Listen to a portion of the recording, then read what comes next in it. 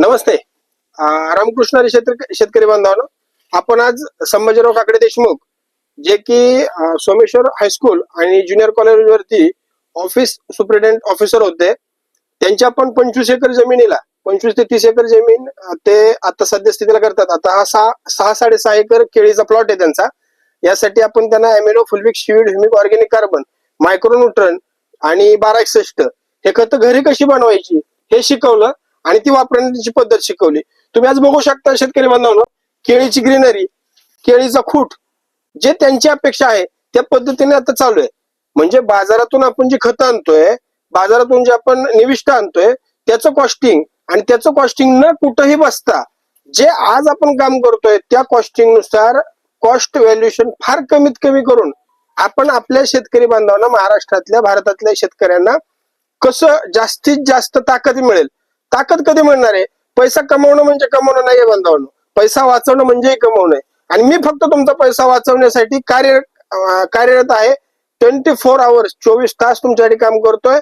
आज तुम्हाला केळीची जी झालेली प्रगती आहे, म्हणजे त्यांची केळी प्रगतशील शेतकऱ्यात पहिल्यापासून प्रगतीच होती, परंतु त्याच्यामध्ये आपण वाढ करण्याचा 100% प्रयत्न केलेला आहे.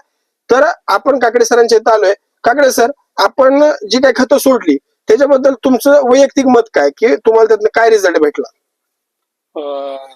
आपण दिलेल्या खतामध्ये प्रचंड ताकद आहे आणि जे पहिले आपण खत दुकानात घेतो त्याच्यापेक्षा प्युरिटी जास्त आहे. कारण ती 2 वेळा सोडली आणि तुमचं खत 1 वेळा सोडलं तर ते बरोबर इथं चालतंय. आणि कॉस्टिंग कसं काय राहतं? आणि कॉस्टिंग साधारण 60 रुपये ते 65 रुपये लिटरने तुमची खतं पडतात.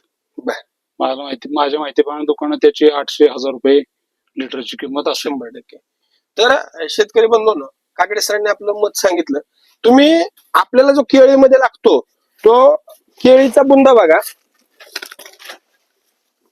ही केळीच्या बुंद्याची साईज आहे, ज्या सेंटीमीटर मध्ये हवा आहे. आणखीन आपल्याला इथून पुढे जाऊन तुम्ही आणखीन बघू शकता. या इकडे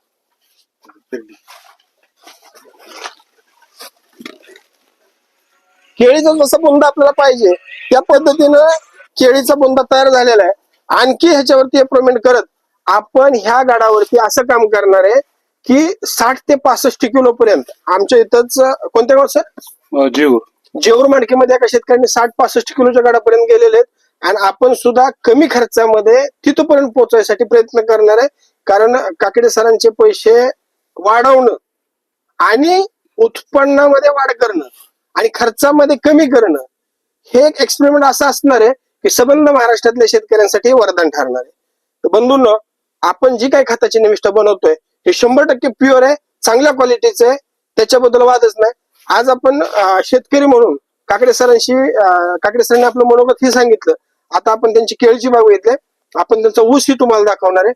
ऊसाला आलेले फुटवे एकसारखे, केळीची असणारी ग्रीनरी आणि केळीचं असणारं खुटावरती जो प्रखर उन्हामधून, म्हणजे आजचा जो उन्हाचं टेम्परेचर बघितलं तर त्या उन्हाचा कसलाही प्रादुर्भाव ह्या केळीवरती पडलेला नाही.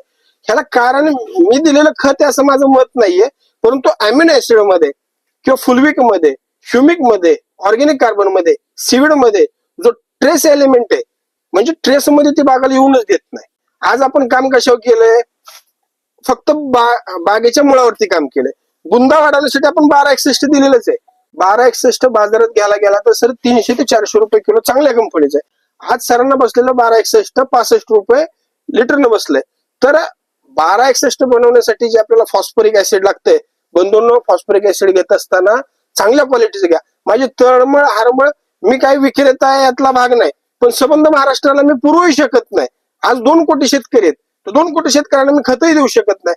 फक्त घेत असताना प्रत्येकाने निविष्ठा बनवा, वापरा आणि तुमचा पैसा वाचवा. तुमचा पैसा वाचवणं म्हणजेच तो कमवणं, आणि मी एखाद्याचा पैसा कमवण्यामध्ये मदत करतोय हेच माझं आत्मिक समाधान आणि सुख आहे. आणि ह्या कामामध्ये मला तुमची अशी मदत लागणार आहे की तुम्ही आपला व्हिडिओ पाहिल्यानंतर युट्यूबला तर शेअर करताय, तुम्ही सबस्क्राईब तर करताय, पण हे व्हिडिओ जास्तीत जास्त शेअर करा. गरजवंत शेतकऱ्यापर्यंत पोहोचणं म्हणजेच आपलं तुमची नैतिक जबाबदारी आहे असं माझं वैयक्तिक मत आहे. चला आपण आता ऊसाकडे बघूया.